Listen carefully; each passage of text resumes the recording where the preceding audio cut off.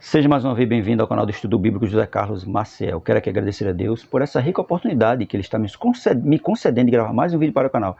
Desta vez, a lição 11 da Escola Bíblica Dominical. A lição 11 que tem como tema Sendo Cautelosos nas Nossas Opiniões. O objetivo da lição, compreender que não devemos julgar principalmente o outro.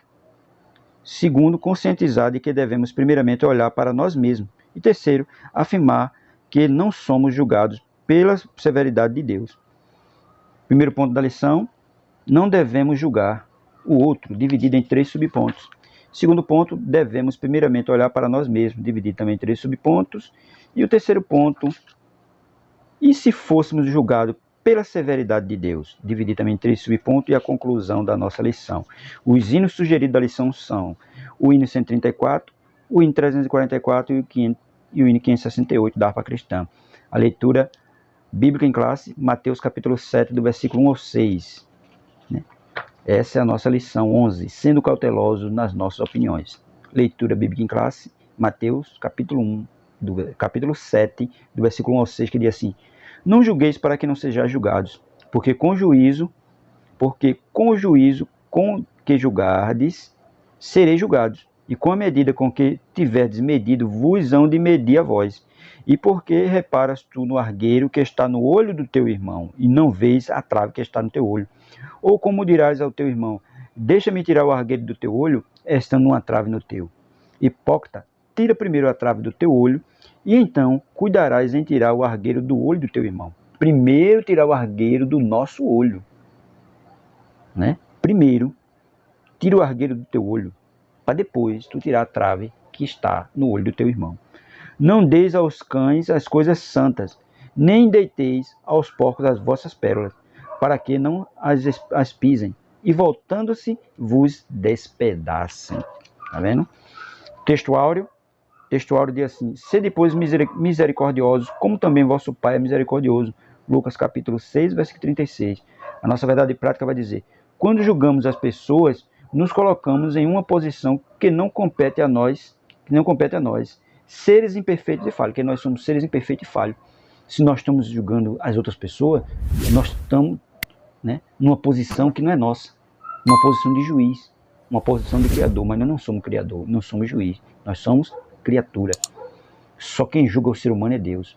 Ele é o que se passa no meu e no seu coração.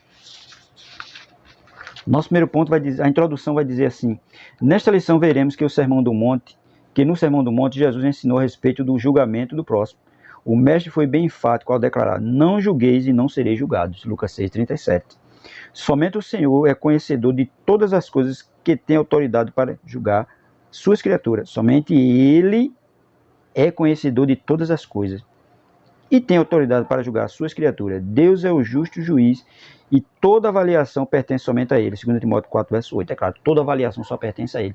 Ele é quem sabe os desígnios do coração do homem. Nós não sabemos. Nós não sabemos o que passa no coração do homem. Então nós não devemos estar julgando ninguém. Nós devemos primeiro olhar para nós mesmos. Aí diz aí: por isso o crente cheio do Espírito Santo é misericordioso, não julga os outros precipitadamente e procura viver como sal da terra e luz do mundo. Tá vendo? Como viver como sal e luz no mundo. Não está julgando as outras pessoas por aparência. Que tem gente que olha para outro e diz assim: eu não vou com a cara dele, eu não vou com a cara dela, eu não gosto dele, eu não gosto dela, muitas vezes sem motivo. Está olhando só pela aparência. Primeiro ponto, não devemos julgar o outro. Primeiro subponto, aprendendo a se relacionar com os outros. A igreja é o corpo de Cristo, formada por santos, porém humanos, imperfeitos e com dificuldade de nos relacionamentos. Por isso estamos sujeitos a enfrentar contendas e disputas. 1 Coríntios capítulo 1, versículo 11 e 12. Tal verdade nos mostra que Jesus não espera do crente perfeição. Não, Ele não espera de nós perfeição, Ele espera de nós o quê? Santidade. Hebreus capítulo 12, verso 14, Segui a paz com toda a santificação, sem a qual ninguém verá o Senhor. Então, Ele quer isso, que nós tenhamos em paz com todo mundo e vivamos em santificação. Porque todos nós somos falhos, todos nós somos imperfeitos, temos as nossas imperfeições. E nós não podemos estar julgando os outros pelas imperfeições dele. Primeiro nós temos que olhar para as nossas imperfeições. Aí demais: contudo ele exige que os súditos do seu reino sejam éticos e misericordiosos. Sede, pois, misericordioso, como também vosso Pai é misericordioso. Lucas 6,36. Já pensou? Se Jesus não tivesse misericórdia de nós, onde nós estaríamos?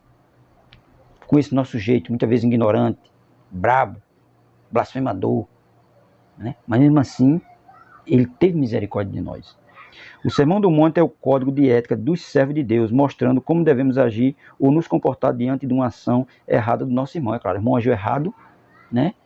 Nós temos que procurar entender porque foi que ele agiu de forma errada. E ao mesmo tempo perdoar, né? Perdoar e tirar o argueiro, tentar tirar o argueiro do olho dele, mas primeiro tirar a trave que há no nosso. Segundo subponto, ninguém deve ser julgado. Será que o crente não pode emitir nenhum tipo de julgamento, parecer, opinião? Se fosse assim, Nosso Senhor contrariaria seu próprio ensino presente no texto, pois nos alertou que devemos atentar para algumas pessoas que procedem como cães e porcos, Mateus 7 e 6.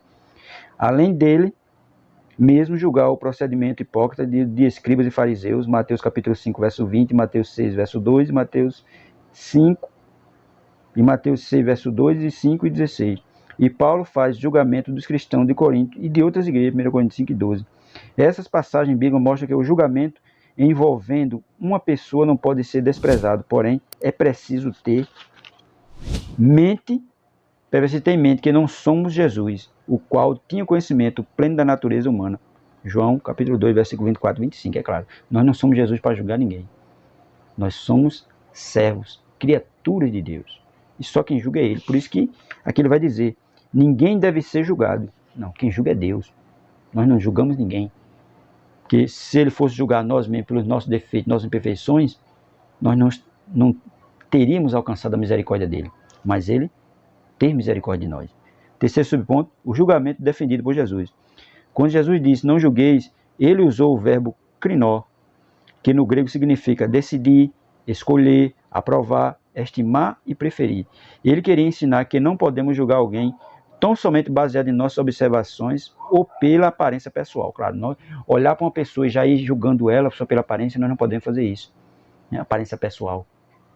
Deve primeiro conhecer, saber quem é aquela pessoa, para depois, né, ter uma opinião sobre ela. E muitas vezes não acontece isso. O próprio Senhor Jesus foi julgado pelos escribas e fariseus por comer com pecadores, Lucas 5,30. Eles estavam errados, porque na missão de Jesus era chamar os pecadores ao arrependimento. A missão de Jesus era essa, chamar os pecadores ao arrependimento. Ele estava ali sentado com eles, mas ao mesmo tempo estava o quê? Proclamando o reino de Deus a eles. Né? Não estava junto com ele, fazendo tudo que eles faziam, não. Pelo contrário, Jesus estava ali como luz. E a luz foi ali para dissipar as trevas. Foi isso que Jesus fazia. Né? Eles estavam errados, porque a missão de Jesus era chamar os pecadores ao arrependimento. As Escrituras Sagradas nos ensinam a não julgarmos, como também não admitir falso rumor e testemunhar falsamente contra alguém. Êxodo 23:1 é claro. Nós não devemos testemunhar dar falso testemunho de ninguém. Nós devemos só falar a verdade. Se for falar o testemunho de alguém, né, nós não devemos admitir falso rumor e testemunho falsamente. Não devemos fazer isso.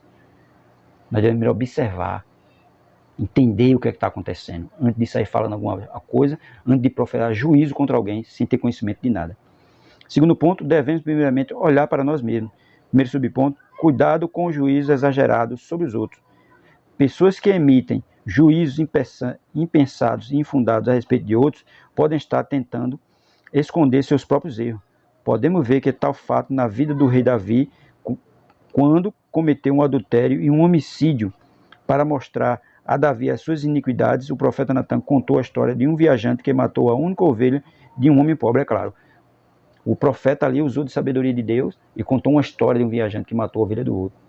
E Davi estava ali, cometeu erros e ele estava tão envolvido no erro que ele já não estava nem aí atinando que estava pecando. Mas o profeta foi lá e alertou ele. Aí, sem analisar bem a história e estando com sua consciência cauterizada pelo pecado, veja que ele estava com a mente cauterizada pelo pecado. Para ele não tinha feito nada demais. Né? Davi prontamente declarou a sua sentença. Digno de morte é o homem que fez isso. 2 Samuel capítulo 12, verso 5. Foi fácil para Davi enxergar o pecado do outro e considerá-lo horrível, mas ele não pensou no seu, ou seja, não reparou a trave que estava nos seus olhos, Mateus 7:3. É claro, ele não reparou no erro que ele tinha cometido, do pecado que ele tinha cometido. Além de ficar com a mulher do outro, ainda atentou contra a vida dele, cometeu um assassinato. Né? A mente dele ficou tão cauterizada que ele nem se atinou para isso. Achou que era uma coisa natural e que ninguém ia saber. Mas Deus está vendo tudo. Deus vê tudo, né?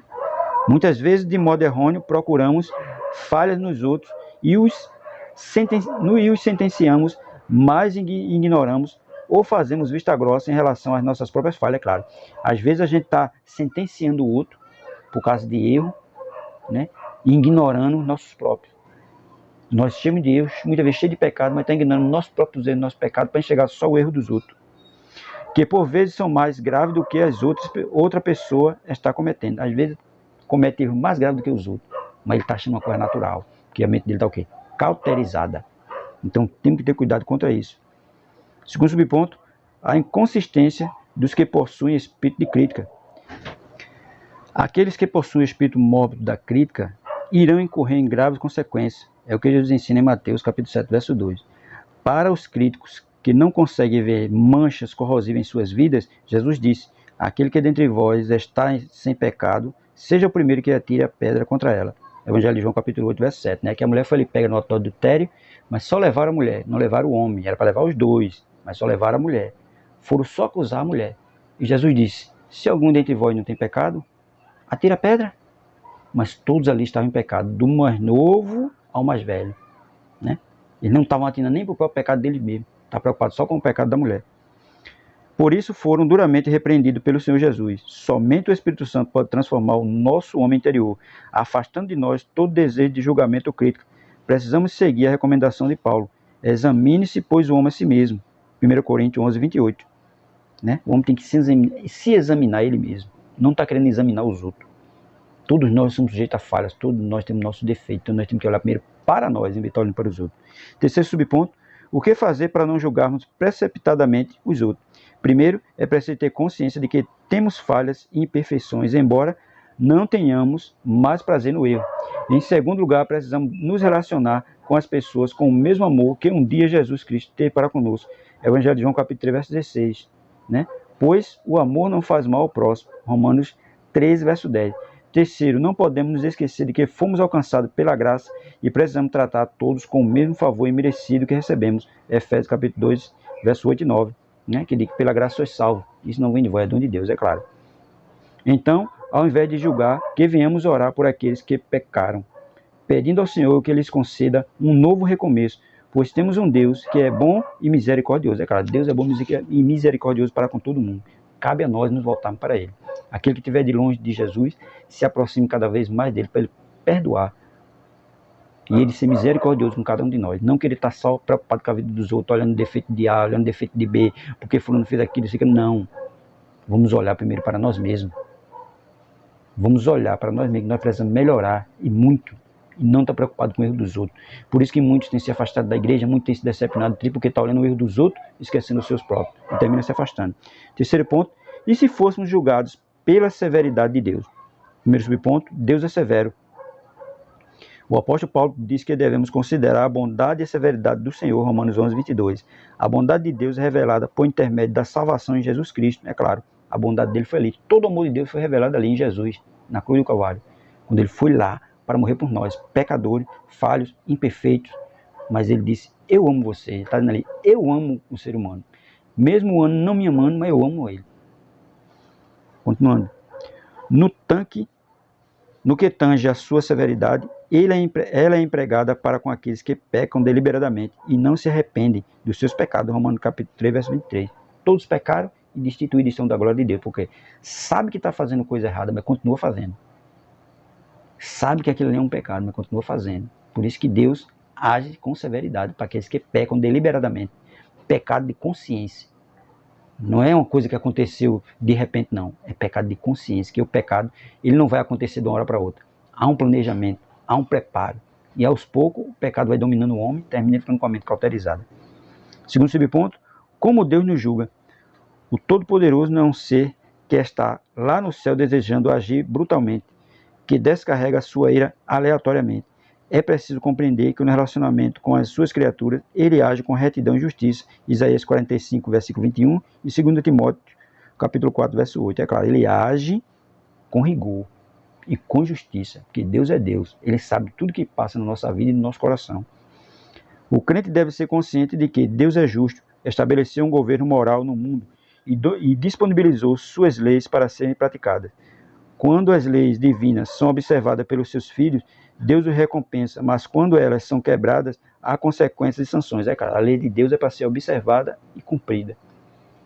Mas o homem deixa a lei de Deus e quer andar nas suas próprias leis. Aí vem as sanções, vem as consequências de querer andar deliberadamente. Você vai ver lá Deuteronômio capítulo 7, versículo 9 e 12. O julgamento do Senhor não é feito pela aparência dos fatos, pois Ele conhece o mais profundo do nosso coração e intenções. É Ele quem conhece o coração do homem e as intenções. Por isso que o julgamento dele é justo, santo e eficaz, porque Ele sabe de tudo, nós não sabemos de nada.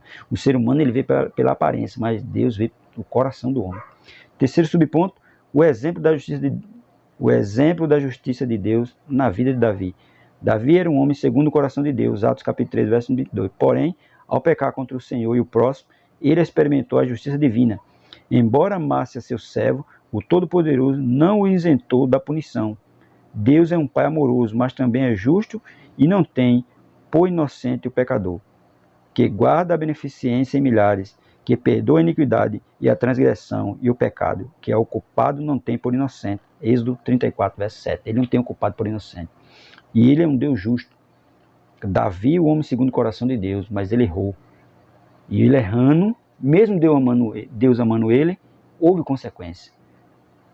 Teve um preço a ser pago pelo pecado. E a vida de Davi, a partir daquele momento, foi só problema. Consequência do que ele havia feito. Não perdeu a salvação dele, mas em consequência daquilo que ele fez, né, houve graves problemas na família. A família foi toda desestruturada. A severidade divina é para aqueles que não vivem segundo a sua palavra, que escondem os seus pecados, mas a sua bondade e o cuidado alcançam aqueles que confessam e deixam os seus pecados, procurando expressar a verdadeira justiça de Cristo.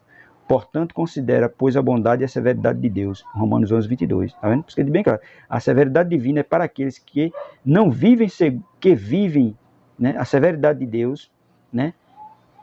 É para aqueles que não vivem segundo a sua palavra. Vive de todo jeito. Vive de todas as formas. Que esconde os seus pecados, mas a sua bondade e o cuidado alcançam aqueles que confessam e deixam os pecados. A bondade de Deus alcança esse, que sabe que cometeu o pecado, confessa o pecado e deixa. Enquanto aqueles que não confessam, não deixam, são punidos severamente. Por isso que ele diz, procurando expressar a verdadeira justiça de Cristo. Portanto, considera, pois, a bondade e a severidade de Deus. Romanos 11, 22. Para concluir, devemos seguir a recomendação do Mestre para não julgar precipitadamente o próximo. Não devemos tomar a posição de juiz contra ninguém, e muito menos julgar uma pessoa apenas por sua aparência exterior. Quando formos fazer alguma avaliação a respeito das atitudes de alguém, devemos fazê-lo de modo criterioso, sensato e lúcido, evitando toda forma de precipitação. É claro, porque às vezes a pessoa quer julgar o outro, né, deliberadamente, de acordo com o que ele está vendo, de acordo com o que ele acha. Mas não. Tem que ser criterioso, sensato e lúcido na hora de dar um parecer de alguém, né? Na hora de falar a respeito de alguém, na hora de avaliar alguém. Tem que ser isso. Criterioso, sensato e lúcido. Porque Deus sabe o que se passa no nosso coração.